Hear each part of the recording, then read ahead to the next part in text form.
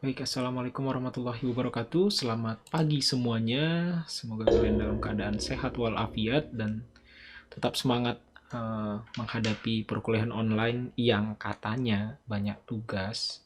Ya, jadi tetap semangat ya, karena kalau nggak dikasih tugas, saya meyakini kalian tidak akan produktif ya. Jadi berpikir positif lah. Ya, kita masuk ke perkuliahan kita yang kesekian kalinya dari komunikasi informasi dan edukasi, atau bisa kita sebut juga dengan KIE, terkait dengan medication error dan dispensing error. Ya, untuk pendahuluan, ini kalau kalian lihat suatu bagan ini menggambarkan bagaimana hubungan antara medication error, kemudian adverse drug event dan adverse drug reaction ya. Jadi ini kaitannya. Kalau kita lihat dari gambar ini, bahwa medication error ini mencakup ya hampir setengah dari kejadian adverse drug event dan adverse drug reaction ya. Dimana adverse drug events ini ruang lingkupnya itu mencakup dari adverse drug reaction. Nah, nanti untuk mengetahui mengapa adverse drug event ini ruang lingkupnya termasuk di dalamnya adalah adverse drug reaction, nanti kalian akan saya jelaskan mengenai pengertian dari masing-masing ini. Tapi yang perlu kalian ambil informasinya adalah bahwa medication error ini merupakan penyebab ya hampir setengah dari adverse drug reaction maupun adverse drug event. Nah, apa itu medication error, apa itu adverse drug event maupun adverse drug reaction?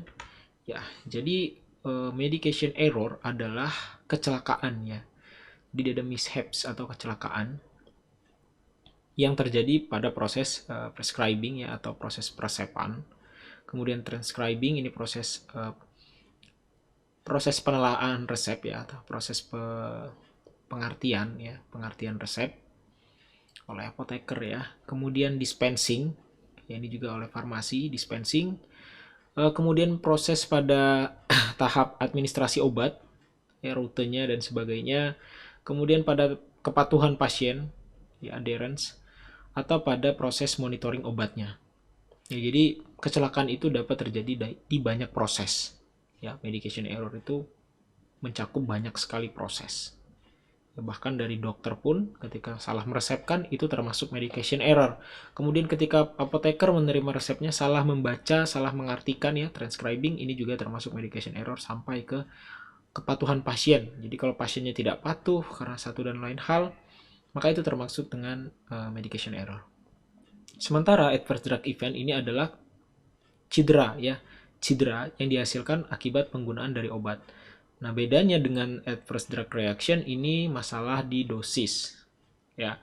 Jadi ADR ya, itu merupakan respon dari tubuh terhadap obat yang berbahaya ya, noxious atau berbahaya dan tidak diinginkan, yang terjadi pada dosis normal. Nah, jadi dia letaknya kalau ADR itu pada dosis normal, atau bisa kita sebut dengan side effect ya, efek samping. Itu terjadinya pada dosis normal pada penggunaan untuk profilaksis ya, dosis untuk profilaksis, dosis untuk diagnosis atau dosis terapi, bahkan sampai dosis pada modifikasi fungsional tubuh. Nah, kalau dosis-dosis tadi yang mestinya tidak ada masalah ya ketika digunakan, tetapi ketika digunakan pada dosis normal tadi, itu menimbulkan sesuatu yang berbahaya dan tidak diinginkan, maka ini adalah disebut adverse drug reaction. Apa bedanya dengan side effect ya? Kalau side effect itu dia tidak terlalu berbahaya ya. Tapi memang side effect itu bisa kita sebut gitu ya dengan adverse drug reaction. Cuman kalau mau dibedakan, bedanya yang adverse drug reaction itu lebih berbahaya, cakupannya lebih luas dibanding dengan side effect. Nah, ini ya pengertian medication error, yaitu kesalahan dalam pengobatan adalah kejadian yang merugikan ya, menyebabkan kerugian ini pada pasien akibat obat selama dalam penanganan tenaga kesehatan. Tadi ya, pada proses prescribing, proses peresepan, dan seterusnya. Yang sebetulnya dapat dicegah. Nah, kalau medication error ini sebenarnya itu bisa dicegah. Beda dengan adverse drug reaction, misalnya efek samping. itu tidak bisa dicegah. Misal obat itu efek sampingnya mengantuk, misalnya golongan antihistamin yang antihistamin H1 yang golongan lama, CTM ya, clortrimeton dan sebagainya, itu memiliki efek samping mengantuk. Nah, ini bisa dicegah nggak? Ya nggak bisa ya, memang seperti itu adanya. Tetapi medication error ini sebenarnya bisa dicegah ya. Kemudian kesalahan pengobatan biasa terjadi di rumah sakit. Ini tadi ya kita bilang ya, ketika di rumah sakit proses prescribing, dan kesalahan dapat terjadi pada setiap tahap, misalnya pada presepan ini tadi prescribing, kemudian proses dispensing, kemudian proses untuk administrasi ya, kesalahan pemberian obat maksudnya rutenya, kemudian patient compliance atau kepatuhan pasien, ini merupakan tahapan yang mungkin menyebabkan medication error. Oke, kita bahas tentang medication error saja ya pada pertemuan ini. Artinya kita nggak bahas tentang adverse drug event dan adverse drug reaction. Kenapa? Karena itu mestinya dibahas di farmakoterapi, ya, yaitu tentang efek samping dari obat. Kesalahan pengobatan dapat terjadi dalam menentukan obat dan regimen dosis antara lain. Ya, yang pertama kesalahan dalam presepan tadi ya, seperti disinggung di awal, kesalahan pada presepan. Misalnya resepnya tidak rasional. Resep tidak rasional itu misalnya terjadi duplikasi ya, obatnya pasiennya memang demam gitu atau ada inflamasi, tetapi diberi asam mefenamat, misalnya asam mefenamat dan ibuprofen plus ibuprofen. Nah, tetapi dosisnya dosisnya misalnya ini 500, yang ini 400. Ini kan dosis tunggal ya. Dosis tunggal. Nah, yang biasa dikombinasi itu adalah ibuprofen dengan paracetamol. Misalnya ibuprofen ini masih rasional, ibuprofen 200 mg biasanya dengan paracetamol. Nah, paracetamolnya bisa 300 sampai 500 mg. Nah, ini masih rasional walaupun mereka sama-sama memiliki efek analgetik, antipiretik ya. Tetapi paracetamol tidak golongan NSAID. Ingat ya, paracetamol bukan golongan NSAID. Dia bukan merupakan golongan NSAID. Sementara ibuprofen ini NSAID. Nah, ibuprofen dan asam mefenamat ini sama-sama NSAID. Nah, ini contohnya kalau terjadi resep yang tidak rasional ya, itu satu obat dengan golongan yang sama ya, diresepkan bersama-sama ya. Ada lebih dari satu obat maksud saya yang dengan golongan yang sama diresepkan bersama-sama. Contoh lain misalnya propanolol diresepkan bersama dengan atenolol, itu kan satu golongan beta blocker. Jadi itu tidak tidak bisa dibilang rasional ya, karena dia masih satu golongan. Nah, biasanya disebut dengan pengobatan yang tidak rasional. Resep yang tidak tepat. Ya, ini resep yang tidak tepat ini salah satunya bisa disebabkan misalnya resep tersebut tidak tepat untuk pasien yang usianya misalnya masih kecil ya, resepnya ternyata diberikan bentuk sediaan yang tablet, dia tidak bisa menelan dan sebagainya. Itu termasuk kategori resep yang tidak tepat dan tidak efektif. Kelebihan dosis ini apa akibatnya? Akibatnya adalah meningkatnya toksisitas ya. Nah, ini berbahaya. Kalau seandainya terjadi medication error pada tahap ini, maka akan menimbulkan efek toksik pada pasien karena dosisnya lebih dari yang dianjurkan. Kemudian kalau kekurangan dosis, akibatnya apa kekurangan dosis? Ya, tidak berefek. Jadi nggak boleh dosis itu terlalu tinggi, tidak boleh terlalu rendah. Siapa yang tahu dosis tinggi atau rendah? Yaitu dokter. Kemudian siapa yang meng-cross-checknya? Yaitu apoteker. Yaitu fungsinya ya, farmasi dan dokter itu saling cross-check. Kalau perawat bisa cross-check? Nggak bisa. Mereka nggak belajar itu. Ya, bahkan resep itu tidak mampir di perawat dari dokter, tapi langsung ke farmasi. Kemudian penulisan resep, kesalahan dalam mengartikan resep. Nah, ini yang paling sering. Ya, kesalahan dalam mengartikan resep. Kenapa bisa salah? Salah satunya misalnya karena tulisan dokter yang jelek. Ya, saya tidak menjelekkan profesi dokter ya. Tapi banyak sekali tulisan dokter itu yang tidak terbaca. Ya, tidak terbaca saja ya. Nggak bisa kita bilang jelek ya, tapi tulisan dokter yang tidak terbaca. Nah, kalau tulisan dokter ini tidak terbaca, ini kan bisa salah apotekernya mengartikannya. Ya, misalnya biasanya kita kenal dengan sound alike ya, artinya suaranya mirip. Biasanya itu kalau yang ditulis itu, misalnya dokternya menulis paracetamol ya, biasanya mungkin kalian sudah tahu gini. Ini terus gini ya, dianggap ini parastamol. Tapi yang huruf P, obat yang huruf P itu kan banyak. Ya ada penobarbital segala macam. Ini untuk farmasi yang tidak terbiasa ya, atau dokter yang belum akrab dengan farmasinya, biasanya kalau udah akrab sudah paham farmasi itu. Oh, kalau tulisan dokter seperti ini maksudnya parastamol gitu ya. Kalau tulisan dokter yang seperti apa itu apa obatnya, itu biasanya sudah saling mengerti mereka satu sama lain. Tetapi bagi dokter yang atau farmasi yang baru praktek, mereka tidak satu sama lain itu tidak saling kenal dengan pola penulisan resep. Nah, ini dapat menimbulkan kesalahan dalam pengertian resep. Kemudian manufaktur dalam formulasi, salah dosis. Ya, ini jarang sebenarnya kalau dalam formulasi dalam manufaktur. Jarang bukan berarti tidak ada ya. Ada, tetapi kalau di industri farmasi itu banyak sekali yang meng-cross check ya, ada QC, ada QA, quality control, quality assurance dan sebagainya, itu saling cross check mereka sehingga ketika obat dirilis itu benar-benar sudah sangat baik ya. Tapi ada nggak yang ketika rilis masih salah? Ada. Masih ingat kalian dalam hal keliru kemasan ini ya, mumpung ada di sini, itu adalah kasusnya Bu Vanes. Ingat kasusnya Bu Vanes di Pringsewu ya, kalau nggak salah, rumah sakit apa ya, saya lupa. Yang isinya ternyata mestinya bupivacain ya, ternyata isinya asam tranexamat. Nah, ini kan kesalahan dalam kemasan. Salah masukin ampul. Nah, sehingga bupivacain ini fungsinya sebagai anestesi ya, anestesi lokal, anestesi setengah badan gitu istilahnya kalau orang mau sesar, ini kalau orang mau operasi bagian pinggang ke bawah itu biasanya pakai bupivacain. Nah, justru diinjeksikan asam tranexamat di mana rutenya ini adalah intraspinal. Bayangin, intraspinal yang mestinya bupivacain tapi diinjeksikan asam tranexamat. Akibatnya apa? Pasien waktu itu ya di Pringsewu itu kejang dan meninggal dunia. Tapi nggak cuma di Pringsewu itu ya, tapi di daerah lain juga terjadi. Sehingga ternyata keliru dalam proses pengemasan. Nah, itu masih mungkin terjadi, tapi sangat-sangat jarang. Kalau ada pun ya fatal sekali akibatnya ya, apalagi untuk obat-obat yang seperti ini ya, rutenya rute khusus. Kemudian kesalahan memformulasi, salah obat. Kemudian formulasi yang salah, label yang salah. Ini kaitannya sama ya, label yang salah. Kemudian pemberian atau pengambilan obat, salah obat. Ya, ketika pemberiannya ya, pemberian obat itu ternyata salah obat, misalnya karena sudah crowded ya, pasiennya banyak, farmasinya jumlahnya sedikit, akhirnya salah ngasih obat. Ini sangat sering ya.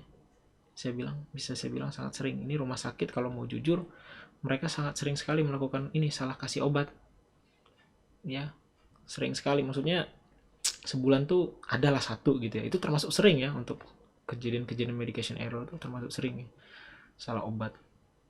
Kemudian salah rute. Nah, ini yang saya singgung tadi ya. Misalnya obat tersebut misalnya ya, dia diberikan rutenya adalah sublingual. Nah, tetapi si farmasi ini tidak menjelaskan obatnya ini diberikan di bawah lidah, tetapi dia bilang diminum gitu misalnya. Pasien kan nggak mengerti. Pasien nggak ngerti arti sublingual di kemasan obat.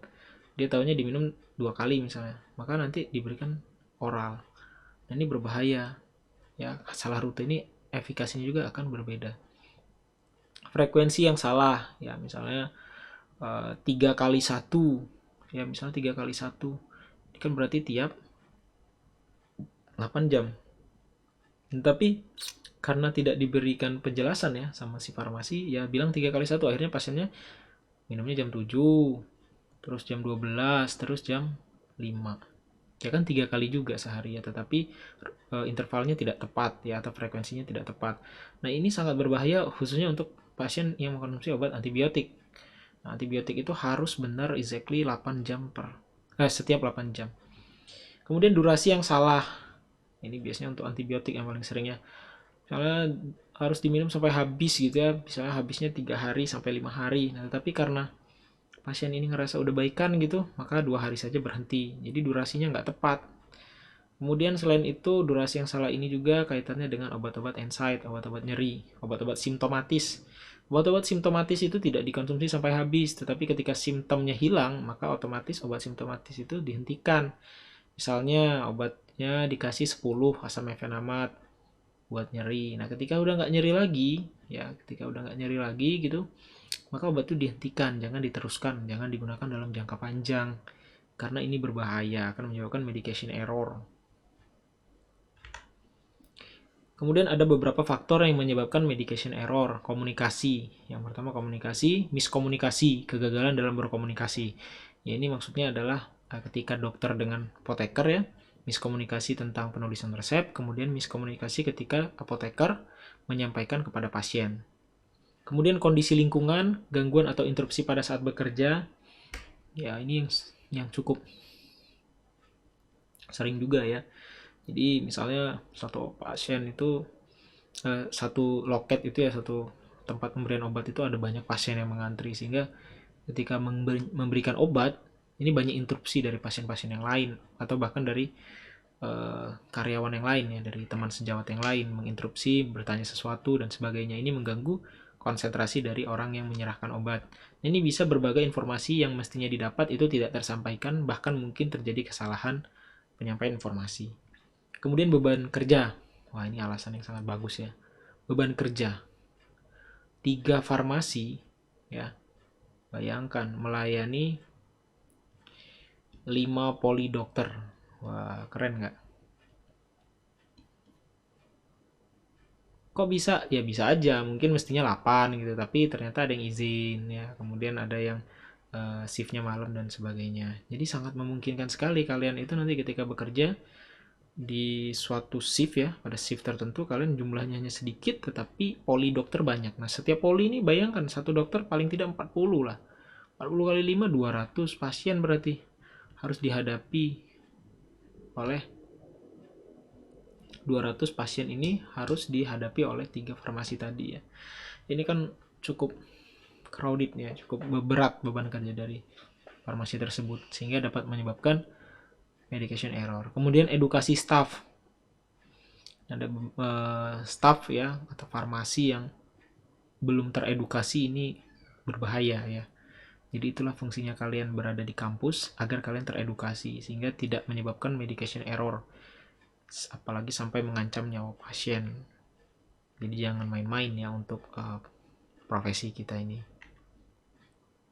Ada beberapa upaya untuk mencegah terjadinya medication error. Ini ada 7 setidaknya.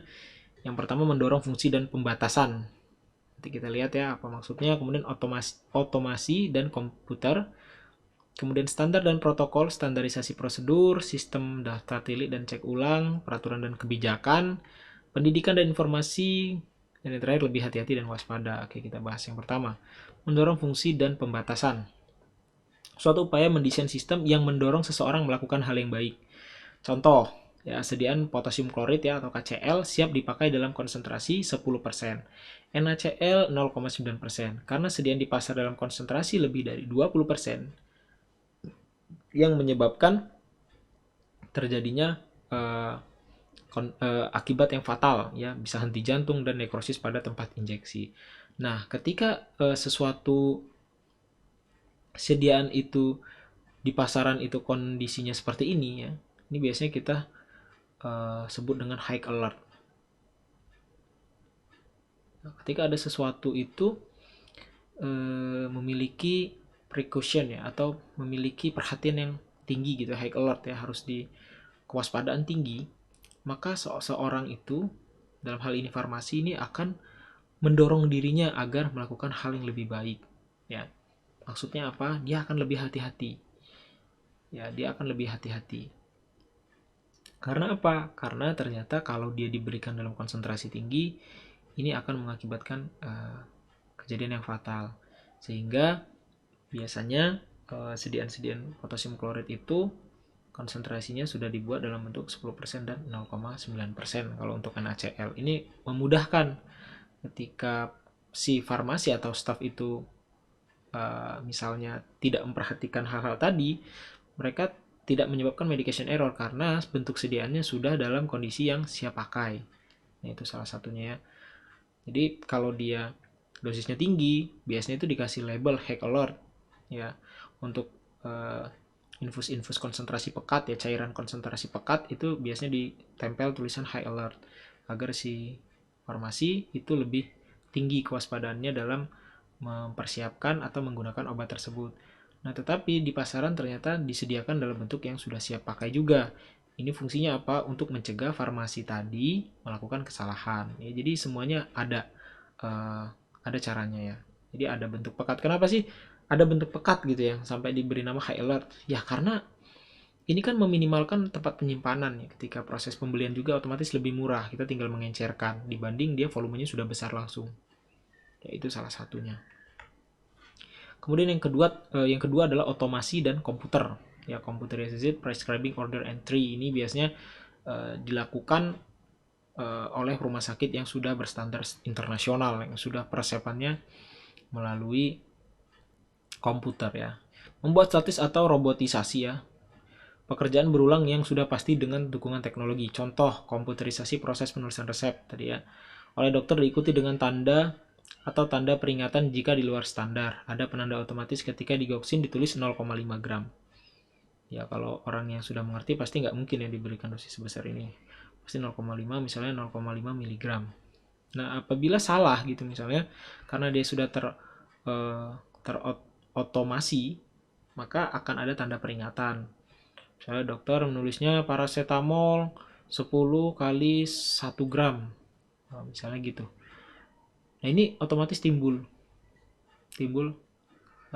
apa namanya?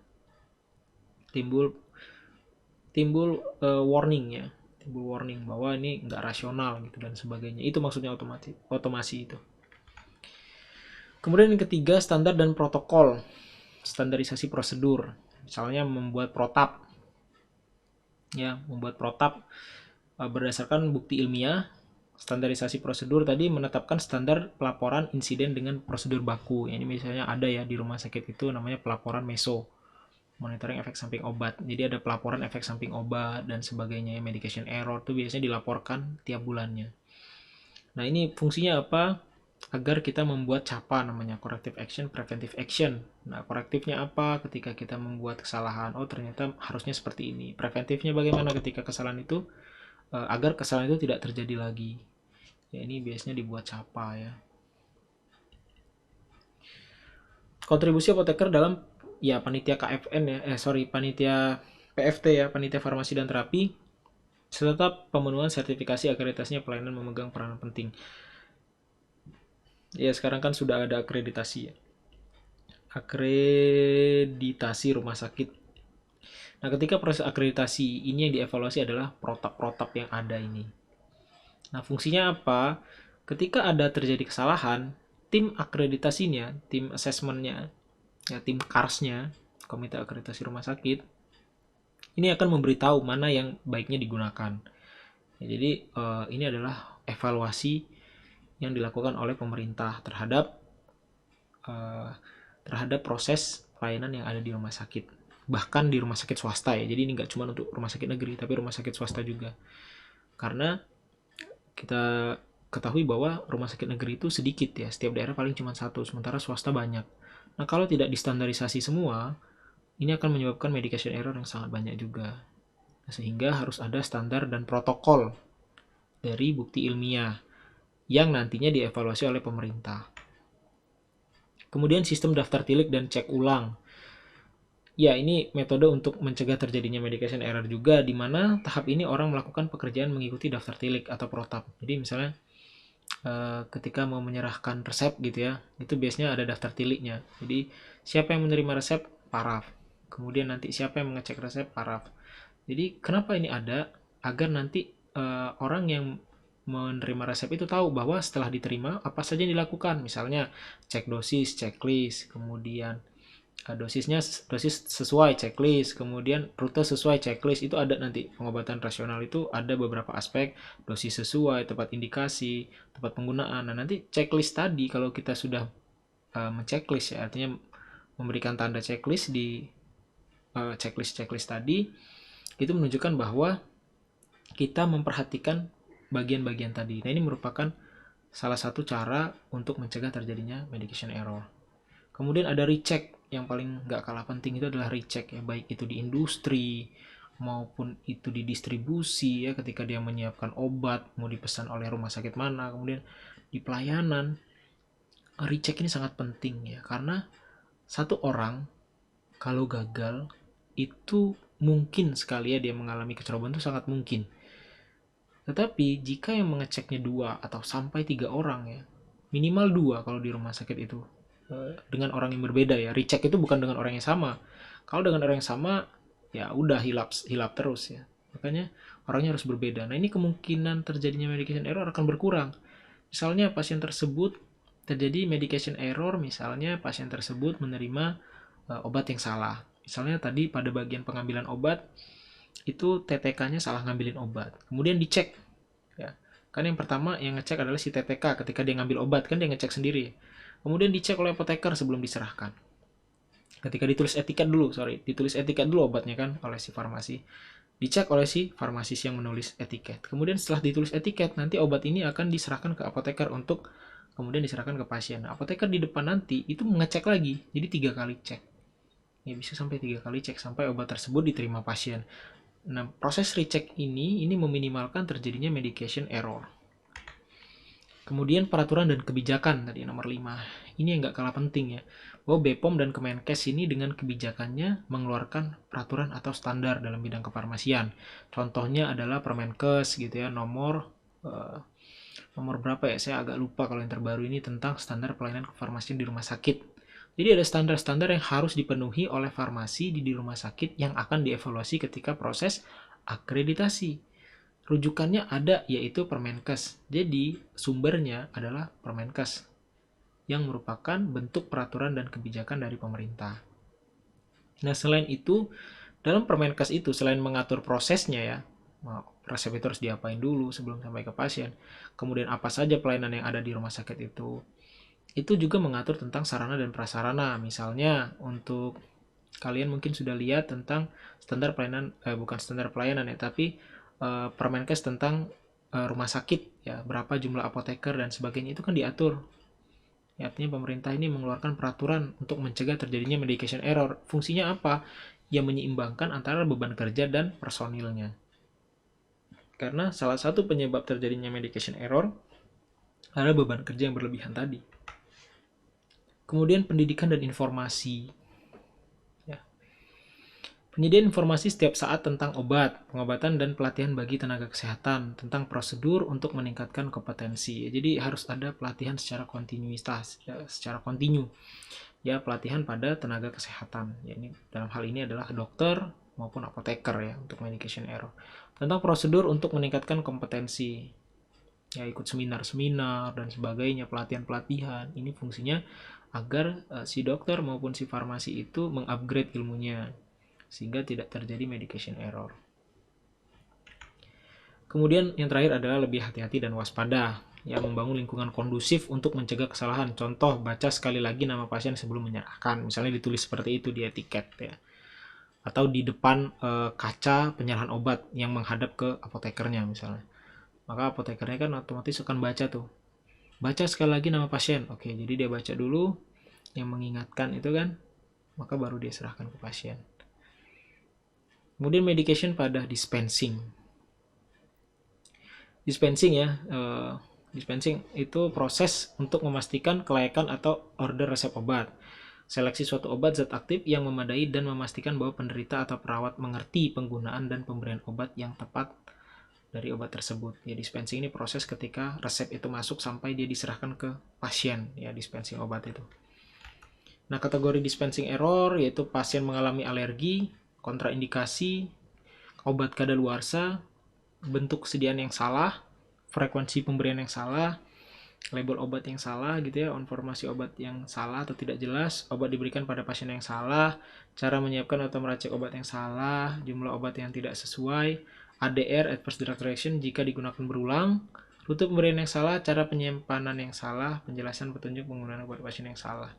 Jadi banyak sekali ya kategori dispensing error. Pasien mengalami alergi. Kenapa salahnya di dispensing? Ya karena mestinya kan ditanya dulu, ada alergi nggak misalnya terhadap obat itu. Kalau ada, berarti nggak boleh. Misalnya dia alergi terhadap golongan penisilin, antibiotik. Maka jangan kita kasih golongan penisilin. ya penisilin, kemudian golongan beta laktam lainnya, karena itu kemungkinan sama hasilnya. Kemudian kontraindikasi. Nah, sebagai farmasi tadi ya kita harus punya kompetensi, dimana kita tahu bahwa pasien seperti apa yang tidak boleh menerima obat tertentu. Misalnya, kontraindikasi pada ibu hamil, ini yang paling sering ya. Ibu hamil mungkin dokternya karena pasiennya ramai mungkin ya, itu mungkin terjadi medication error di sana. Nah, tetapi farmasi pada tahap dispensing ini harus memastikan bahwa obat tersebut tidak kontraindikasikan pada pasien kita. Obat kadaluarsa ini parah ya kalau sampai terjadi ya. Ada nggak? Banyak yang kayak gini nih. Banyak. Nah, inilah gunanya stok opnam. Stok opnam itu untuk memastikan bahwa obat-obat yang kita punya itu masih jauh dari tanggal kadaluarsa. Kemudian bentuk sediaan yang salah, misalnya dokter mintanya bentuk supo, tapi diberikan bentuk oral atau tablet, ini kan bahaya. Kemudian frekuensi pemberian yang salah, sudah saya singgung tadi ya. Label yang salah, nah ini biasanya salah ngasih etiket ya berarti ya. Ini kaitannya dengan etiket obat. Informasi obat kepada pasien yang salah atau tidak jelas, ya ketika menyerahkan tadi, ternyata tidak memberikan informasi yang jelas. 3x1, udah 3x1 aja, padahal tiap 8 jam maksudnya. Obat diberikan pada pasien yang salah, wah ini yang ketukar pasiennya, sama-sama namanya Agus misalnya. Agus ini kan paling umum namanya, sama-sama Agus.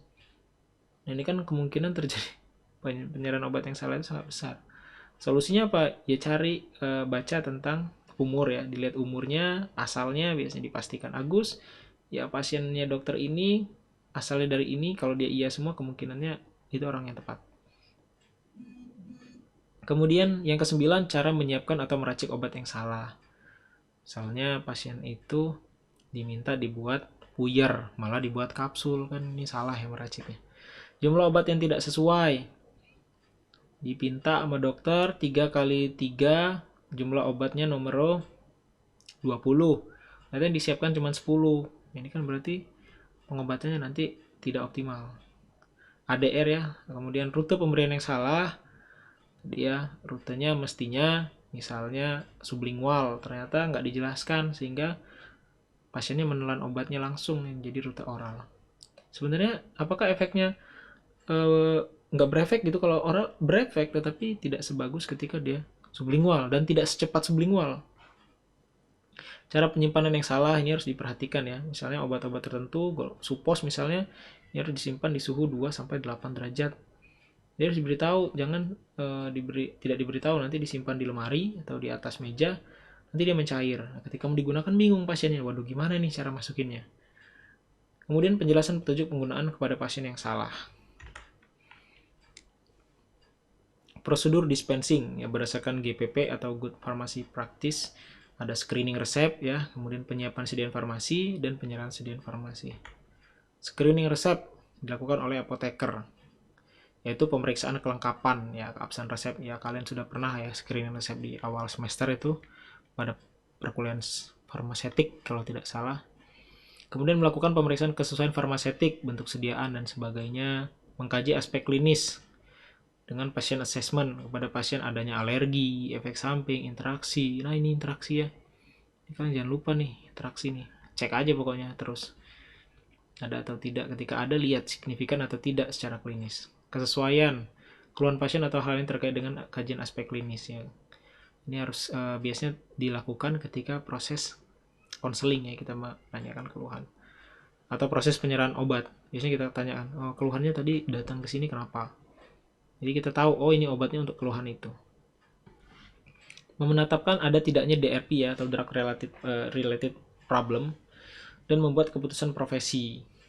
Ya, misalnya kalian merasa bahwa ini ada DRP nih nanti nih, pasien ini nggak bisa nih dikasih obat ini aja, kondisinya udah seperti ini. Nah ini kalian harus hubungi dokter ya, dan merujuk dan sebagainya. Intinya komunikasi dengan dokter, karena dokter yang memiliki tanggung jawab terhadap pengobatan pasien secara utuh ya. Jadi harus tetap dikomunikasikan kepada dokter.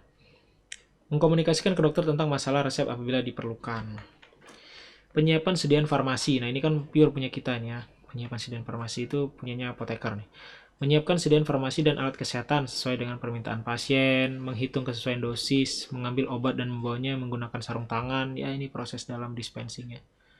Kemudian menutup kembali wadah, mencatat pengeluaran obat, menyiapkan etiket, dan seterusnya. Kemudian proses penyerahan. Nah, ini harus dilakukan oleh apoteker ya, wajib ya. Melakukan pemeriksaan akhir sebelum melakukan penyerahan. Seperti saya bilang tadi, di-recheck ya, dicek ulang. Benar nggak nih obatnya, benar nggak jumlahnya, benar nggak cara pakainya, dan sebagainya. Membuat salinan resep apabila ya sebenarnya salinan resep ini wajib ya kalau pasiennya meminta, kalau tidak ya nggak apa-apa, nggak usah aja, karena takutnya nanti pasiennya beli sendiri di luar gitu kan. Nah, ini kan berbahaya kalau dia tidak tahu ternyata harus pada kondisi tertentu menggunakan obat itu. Memanggil nama dan nomor tunggu pasien, memeriksa identitas dulu ya, dicek, di cross check, kemudian menyerahkan obat disertai pemberian informasi obat, kemudian meminta pasien untuk mengulang. Nah, ini yang jangan lupa ya. Coba kita mengecek pengetahuan pasiennya. Coba ibu ulangi bu, bagaimana cara menggunakannya dan sebagainya, itu bisa kalian tanyakan. Sehingga ketika dia bisa mengulangi dengan tepat, maka kita anggap dia mengerti. Menyimpan resep pada tempatnya, ya ini biasanya disimpan bisa sampai 5 tahun resep ini ya. Setelah itu ya musnahkan saja. Mendokumentasikan semua tindakan dalam PMR ya. Kemudian monitoring ke pasien tentang keberhasilan terapi, efek samping dan sebagainya. Monitoring ini yang masih jarang sekali dilakukan ya. Artinya kita melihat pasien itu setelah mengkonsumsi obat, itu kita follow up gimana setelah seminggu gitu misalnya. Ternyata pasiennya nggak ada kabar, nggak balik lagi. Nah, itu harus di follow up untuk pasien-pasien dengan penyakit kronis ya. Penyakit-penyakit tertentu itu harus di follow up. Bagaimana kondisinya sekarang setelah mengkonsumsi obat-obat ini? Kalau memang ada masalah, balik lagi, minta balik lagi ke rumah sakit untuk menemui dokter dan seterusnya ya. Ya, sekian untuk KIE pada pertemuan kali ini. Untuk pertemuan minggu depan kita akan konseling ya. Jadi pastikan kalian menguasai hal-hal yang sudah saya sampaikan tadi, khususnya pada proses penyerahan obat tadi ya. Pada proses penyerahan obat, ya, penyerahan sediaan farmasi ada beberapa aspek yang harus kalian tanyakan. Ya, yaitu meminta mengulangi dan sebagainya ya. Memastikan bahwa dia sudah paham dan seterusnya, itu sangat penting ketika kita memulai proses konseling. Oke ya, saya rasa cukup. Saya akhiri, wassalamualaikum warahmatullahi wabarakatuh.